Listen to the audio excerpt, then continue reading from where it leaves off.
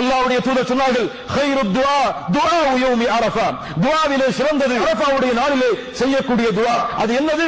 "மா குல்து அன வன் நபிய்யூன மின் கப்லி." நானும் எனக்கு முன்னால் அனுப்பப்பட்ட நபிமார்களும் அந்த துஆவை கூறி இருக்கின்றோம்.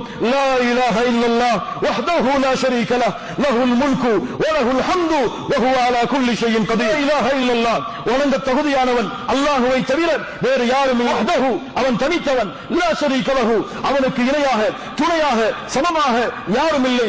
லஹுல் முல்கு, அவனுக்கு தான் ஆட்சி அதிகாரங்கள் அனைத்தும். வ லஹுல் ஹம்து, அவனுக்கு தான் புகழ்கள் அனைத்தும். வ ஹுவ அலா குல்லி ஷைஇன் கதீர், ஒவ்வொரு பொருளின் மீதும் அல்லாஹ் பேராற்றல் உள்ளவனாக இருக்கின்றான். இந்த தஸ்பீஹை, இந்த திக்ரை அரஃபாவுடைய மைதானத்திலே கலந்து கொண்டவர்கள் கூறுவார்கள்.